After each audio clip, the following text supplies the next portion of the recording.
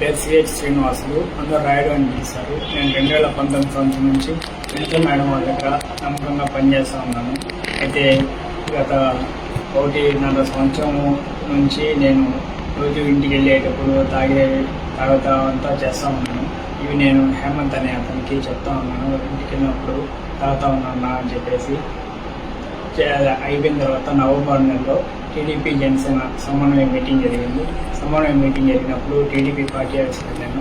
Party ఆఫీస్కి వెళ్ళిన తర్వాత జనసేన పార్టీలో ఉండే పేట చంద్ర అనే అతను, ఎమ్మెల్యే సుధీర్ రెడ్డి మనిషి సుజిత్ ఇద్దరు మాట్లాడుకుంటా ఉంటే నేను వాళ్ళ దగ్గరికి వెళ్ళాను. వాళ్ళ దగ్గరికి వెళ్ళినప్పుడు చంద్ర వచ్చేసి సుజిత్కి నన్ను పరిచయం చేశాడు.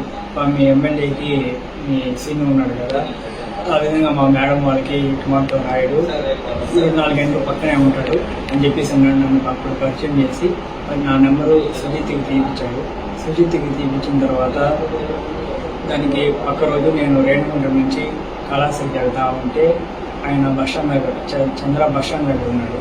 బస్టాండ్ దగ్గర ఉంటే మనతో ఇంటి వరకు వదులుతాను అని నేను చెప్పాను. చెప్తే సరే వదులుతాను రాయుడు, వదాంరా, నాకు హేమంత్ చెప్పాడు నువ్వు తాగుతామని చెప్పేసి. మేడం వాళ్ళు కూడా లేరు కదా, తాగుదామనేసి నన్ను కళాశ్రీ ఎస్ఎస్ కళ్యాణ మండపం హైవేలో కళాశ్రీ ఎస్ఎస్ కళ్యాణ మండపం దగ్గరికి తీసుకుని వెళ్ళి మందు తాగిపించాడు. మందు తాగిపించి తాగుతా ఉంటే సుజిత్ ఏమన్నా ఫోన్ చేశాడా అని అడిగాడు. లేదు నాకేం చేయలేదునా అని చెప్పాను. చెప్తానే నాకు జీతం ఎంత ఇస్తారు అవంతా అడిగాడు. నేను 8,000 ఇస్తారు నా అవంతా చెప్పాను. చెప్పిన తర్వాత సుజిత్ ఫోన్ చేస్తాడు. ఫోన్ చేసి మా మేడం వాళ్ళ గురించి విషయాలు అడుగుతాడు. అని చెప్పు, నేను డబ్బులు తీసాను వాడి కాడ అని చెప్పాడు. విషయాలు మనం ఎందుకు చెప్పాలి వాడికి సుజిత్కి అని చెప్తే, లేదు రాయుడు ఏం కాదు, వాడు మా పక్కన ఊరోడే, నువ్వు చెప్తా ఉండి నేను నీకు డబ్బులు తీసాను అని చెప్పాడు. చెప్పిన తర్వాత మళ్ళీ పక్క రోజు నాకు సుజిత్ ఫోన్ చేశాడు. సుజిత్ ఫోన్ చేసి చంద్ర ఏమన్నా చెప్పాడా అని అడిగాడు. మాకు ఫోన్ చేస్తారు, మా మేడం వాళ్ళ గురించి అడుగుతాడు, విషయాలు చెప్తా ఉండు, డబ్బులు ఇస్తాడు అని చెప్పాడు అని చెప్పాను. ఎంత డబ్బులు ఇస్తామని చెప్పాడు అని అడిగాడు.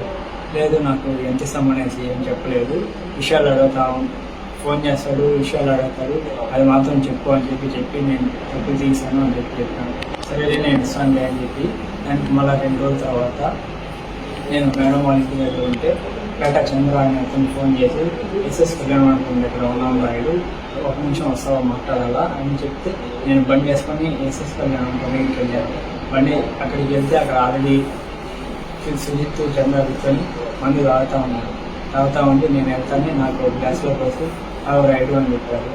లేదు నా మేడం వాళ్ళు ఇంటికాడ ఉన్నారన్నా, నేను తాగి వాసన వస్తుంది తెలుసుకుంటే చెప్తాను మళ్ళీ ఇద్దరేనా అని చెప్తే 1 గ్లాస్ తాగని చెప్పేసి 1 గ్లాస్ ఇచ్చారు. 1 గ్లాస్ ఇచ్చిన తర్వాత నీకు చెప్పినాను కదా మేడం వాళ్ళ గురించి అడుగుతా ఉంటాడు, ఫోన్ విషయాలు అడుగుతాడు, డబ్బులు ఇస్తాడు అని చెప్పాను కదా అని చెప్పి అడిగినాడు. అవును నాకు చెప్పినాను నేను చెప్పాను. చెప్పిన తర్వాత 30 లక్షలు ఇస్తాడంట సుజిత్, విషయాలు చెప్తా ఉంది అని చెప్పాడు. 30 లక్షలు డబ్బులు ఎందుకు నీకు చెప్పావు 8,000 జీతం అని చెప్పేసి నేను అడిగిన బయట వెళ్ళి బాగా హ్యాపీగా ఉంటాడు అని చెప్పేసి అప్పుడే నాకు 2 లక్షలు తీసిచ్చాడు. చంద్ర అనే అతను సుజిత్ దగ్గర 2 లక్షల డబ్బులు ఇచ్చాడు. ఆ 2 లక్షల డబ్బులు నేను తీసుకొని నేను ఇంకా డబ్బులకి పడి ఇంకా డబ్బుపై ఆశ చేసి ఇంకా 2 లక్షలు ఇచ్చారంటే ఇంకా 30 లక్షలు కూడా ఇస్తారు అని చెప్పేసి ఆ డబ్బులు కూడా తీసుకున్నాను అని చెప్పేసి నేను 2 లక్షల డబ్బులు తీసుకొని పార్టీ ఆఫీస్కి వెళ్ళిపోయి అక్కడ నా రూమ్లో నా ర్యాక్లో నేను దాచిపెట్టేసి మన ఇంటికి వెళ్ళినప్పుడు ఇంటికాడ పెట్టేసి ఖర్చు పెట్టేస్తూ ఉంటే అప్పుడు నాకు సుజిత్ ఫోన్ చేయడం స్టార్ట్ చేశాడు. ఫోన్ చేసి విషయాలు అడుగుతూ ఉన్నాడు, ఇక్కడ వెళ్తున్నారు ఏం చేస్తున్నారు అంతా అడుగుతూ ఉన్నాడు. నేను మొత్తం పిండి చెప్తా ఉన్నాను. చెప్పేసి టికెట్ కోసం ఏమైనా ట్రై చేస్తున్నారా అవంతా అడిగాడు. అవును మనతో పార్టీ ఆఫీస్కి వెళ్తున్నారు, పార్టీ ఆఫీస్లో మాట్లాడుతున్నారు, నాదేలా మనం మాట్లాడుతున్నారు, అది మొత్తం నేను చెప్పేసి ఇంకా ఎలక్షన్ అంతా అయిపోయింది. సుధీర్ రెడ్డికి టికెట్ వచ్చిన రోజు అన్న వచ్చేసి సుధీర్ రెడ్డిని మాతో సుధీర్ రెడ్డి వీడియో ఒకటి మాట్లాడి ఇప్పుడే కాదు ఇంకో వచ్చే 15 సంవత్సరాలు 20 సంవత్సరాలు మేమే ఇక్కడ ఉంటాము, మమ్మల్ని ఎవరు ఏం చేయలేరు అని చెప్పి వీడియో ఒకటి మాట్లాడుతూ ఉంటే నన్ను వాళ్ళు చూసి సుధీర్ రెడ్డిని తిట్టారు. వీడు ఇంకో 6 నెలల ముందు వచ్చేసి టికెట్ తెచ్చుకొని ఓవర్ యాక్షన్ అడిగి అంటా ఉంటే నేను అప్పుడు వాడికి వాయిస్ మెసేజ్ వాట్సాప్లో రికార్డ్ చేసి వాడికి సుజిత్కి పెట్టాను. సుజిత్కి పెట్టిన తర్వాత చంద్ర వచ్చి నన్ను అడిగాడు, ఏం రికార్డ్ అయితే పెట్టామనుకున్నాయి అనేసి. అవునా సుజిత్ అడిగాడు, దానివల్ల రికార్డ్ ఆన్ చేసి పెట్టినా నేను చెప్పాను. చెప్పిన తర్వాత సరేలే అనేసి పెట్టిన తర్వాత మళ్ళీ ప్రచారాలు జరిగేటప్పుడు రోజు ఫోన్ చేసి అడగటం లేదు, ఏమేమి మాతో పాటు రావడం లేదు, ప్రచారాలు మీరు సపరేట్గా ఎందుకు చేస్తున్నారు అంతా అడుగుతా ఉన్నారు. లేదు ఆయన సూర్యుడికి ఫోన్ చేయడం లేదు అనేసి మేడం వాళ్ళు రావడం లేదు అనేసి నేను చెప్తా ఉన్నాను. 2 సార్లు పేట చిరంజీవి షాప్ ఎదురుగా బైక్ పార్కింగ్ దగ్గర కూడా నేను సుజిత్ 2 సార్లు సుజిత్ చంద్ర ముగ్గురం కలిసి రెండు సార్లు అక్కడ మాట్లాడుకుంటా ఉన్నాము. లెక్చర్లు రావడం లేదు ఏమి అని అడుగుతూ ఉంటే అవి మాట్లాడుతామంటే అవి మేము ముగ్గురం మాట్లాడుతున్న విషయాలు కూడా పేట చిరంజీవి షాప్ గురించి హేమంత్ రాము ఒకసారి చూశారు. మన హేమంత్ రాము మన తోట సురేష్ అన్నయ్య కూడా ఒకసారి చూశారు. చూసి మమ్మల్ని అయితే ఏం అడగలేదు. మేము వాళ్ళు ఉండేది నేను గమనించాను. మళ్ళీ ప్రచారాలు మళ్ళీ రావడం లేదు. మళ్ళీ ఎలక్షన్ అంతా అయిపోయిన తర్వాత నాకు మళ్ళీ డబ్బులు ఏమీ లేదు. నేను నా ఫోన్కి కొంచెం ఇబ్బందిగా ఉండి నేను చంద్ర షాప్ దగ్గరికి వెళ్ళి అడిగాను, ఏం నా 30 లక్షలు ఇస్తామని చెప్పినారు అనేసి నేను విషయాలన్నీ చెప్పాను కదా.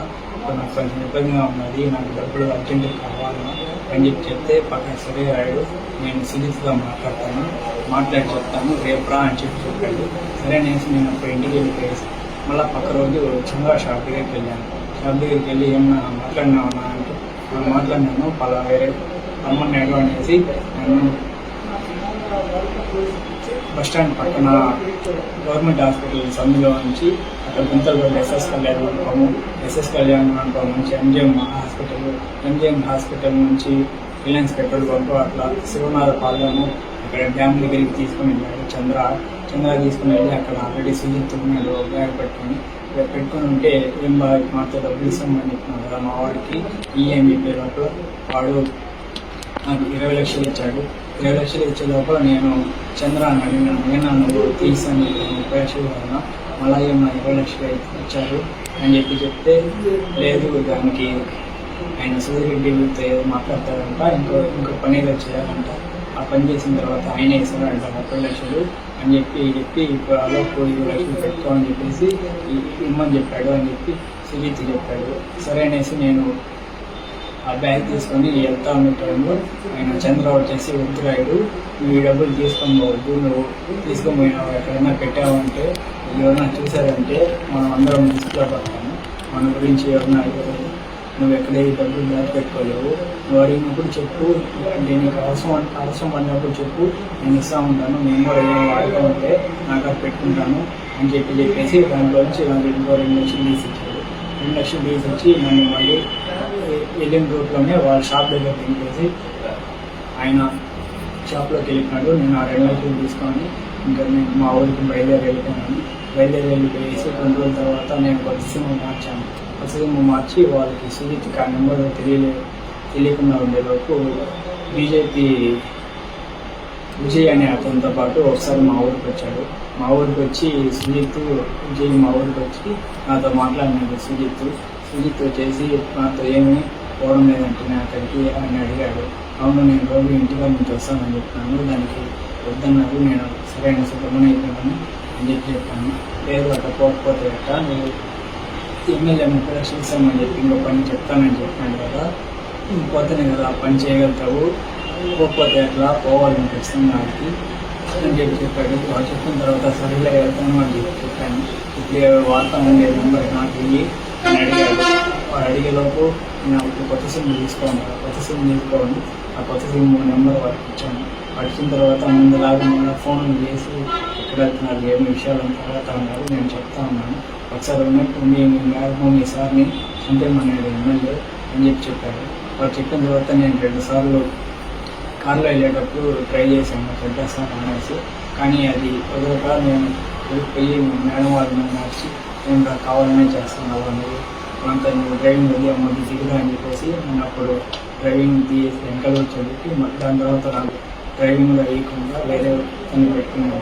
నేను సుజిత్కి చెప్పాను, నాకు చేస్తానండి, అది చేసి నాకు కారు ఇవ్వడం లేదు, డ్రైవర్ని మార్చేసినారు అని చెప్పాను. చెప్పిన తర్వాత సరేలే అని చెప్పి గమనైపోయిన తర్వాత ఏప్రిల్ 6వ తారీఖు నాకు నైట్ ఫోన్ చేసి కోకోకోలా ఫ్యాక్టరీ దగ్గర ఒక రూమ్లోకి రమ్మని చెప్పారు. నేను అప్పుడు ఇంటికి ఆఫీస్ దగ్గర ఆలస్యంలో పార్టీ ఆఫీస్ నుంచి మా ఊరు ఆర్చికాడికి వెళ్ళి అక్కడ అతని కోసం వెయిట్ చేస్తాను.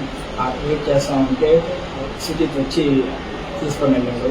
అది వచ్చేసి మన కోకోకోలా ఫ్యాక్టరీ ఆపోజిట్లో ఒక ఇల్లు లాగా ఉంటుంది, ఆ ఇల్లు గాడికి తీసుకొని వెళ్ళాడు.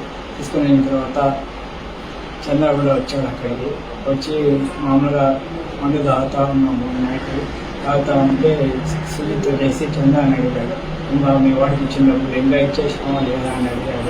లేదు నాకైనా ఉన్నది, అడిగినప్పుడు ఇస్తాను అని చెప్పాడు. మాతో ఎందుకు నువ్వు అన్నదానం చేస్తాను అనేసి సుజిత్ చంద్ర అని అడిగాడు. లేదు ముందు అంటే అప్పుడు వ్యాపారాలు బాగా చేసినాము, ఇప్పుడు కుదరడం లేదు, ఆ డబ్బుల్లో ఇచ్చిన డబ్బుల నుంచి చేస్తున్నాము అని చెప్పాడు. మీ మేడం వాళ్ళు బర్త్డే వస్తుంది, ఏం ప్లాన్ చేస్తున్నారు అని అడిగాడు. అడిగిన తర్వాత ప్రోగ్రాంలు ఏం అనుకోవడం లేదు, ఇంకా ఏం ప్లాన్ చేయలేదు అని చెప్పాడు. సరే మీ వాళ్ళని నమ్మచ్చా, రికార్డులు ఏమన్నా చేస్తున్నారమ్మా మాట్లాడేది అవంతా అడిగినాడు. లేదు అంత ఏం చేయలేదు అని చెప్పాడు. చెప్పిన తర్వాత అతను చంద్ర అనే అతనికి ఫోన్ వచ్చేలోపు బయటకు వెళ్ళి ఫోన్ మాట్లాడతా అట్లే చెప్పినాడు. అలాగే నాకు 2 మంది పోయి నేను పని చేసే టైంలో సుజిత్ వచ్చేసి నాకు ఫోన్ తీసుకున్నాడు. నాకు ఫోన్ తీసుకొని ఏదో నైట్ మొత్తం చూశాడు. చూసిన తర్వాత మళ్ళీ నేను అప్పుడు పని చేశాను. తెల్లవారితో లేసి ఫోన్ తీసేటప్పుడు ఛార్జింగ్ అయిపోయి మళ్ళీ అతనే కేబుల్ ఇచ్చాడు. కేబుల్ ఇచ్చి ఛార్జింగ్ పెట్టుకుంటా ఉంది. అర్ధగంట ఛార్జింగ్ పెట్టుకుని నేను తిరుపతికి వెళ్ళాను, హాస్పిటల్ కాడికి. తిరుపతికి వెళ్ళిన తర్వాత మళ్ళీ ఫోన్ చేశాడు సుజిత్. ఫోన్ చేశాక అంతా తిరుపతికి వచ్చాను అని చెప్పాను. చెప్పిన తర్వాత సరే అయిపోయిన తర్వాత నైట్ ప్లేస్కి వచ్చేసేయి అని చెప్పాడు. సరే అనేసి నేను అక్కడ అయిపోయిన తర్వాత నాతో పవన్ అనే అతను ఉంటే అతన్ని వాడికి ముట్టుకండి దగ్గర టిప్పను అంతా తీపిచ్చి వాడికి మందు తీసుకోమని చెప్పేసి వాడికి చెప్పి ఆర్చికార్ తీసేసి వాడిని పంపించేసి సుజిత్ వచ్చి నన్ను ఆ రూమ్ కాడికి తీసుకొని పోయాడు. రూమ్ కాడికి తీసుకొని పోయి బిర్యానీ మందు అంతా తీసుకొని వచ్చి తాగుతా ఉండి తింటా ఉండే టైంలో మధ్యాహ్నం టైంలో ఎమ్మెల్యే సుబ్బిరెడ్డి ఆ రూమ్ దగ్గరికి వచ్చాడు. రూమ్ దగ్గరకు వచ్చేసి నువ్వేనా అంతా ఒక పని చేస్తూ ఉండేది అని అడిగాడు. అవును నేనే అని చెప్పాను. అంతే సార్ నేను జీతం అంతా అడిగాడు.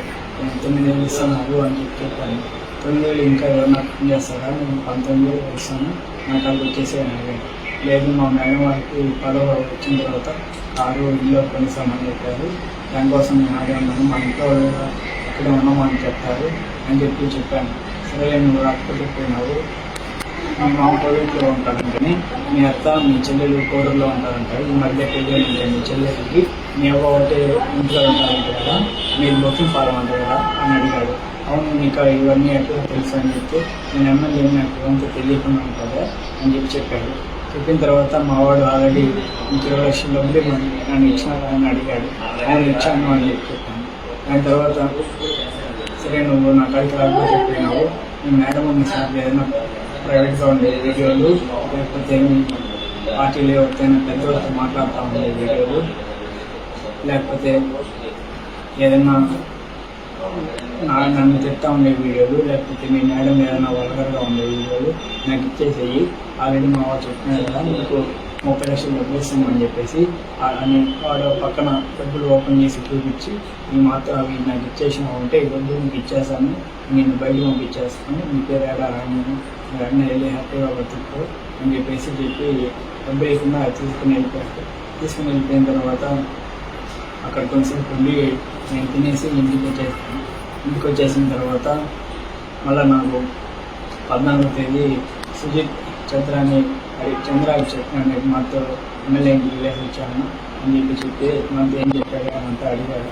అడిగితే నేను మాతో పోయినాను, వీడియోలు అడుగుతున్నారు, వీడియోలు మా వాళ్ళ యాడ్ అవుతుందా కాదులేనా అని చెప్తే లేదు నువ్వు తీయాలి రాయుడు, నాకు తీసి ఇచ్చే వీడియోలు నేను ఆల్రెడీ 20 లక్షలు ఇస్తాను అని చెప్తున్నాను, నేనే తీయించాను కదా ఆ 30 లక్షలు కూడా కాకపోయింది. 30 లక్షలు కాకపోయింది, ఇంకో 30 లక్షలు వేసి 6 లక్షలు నేను తీస్తాను, నాది బాధ్యత, నన్ను నమ్ము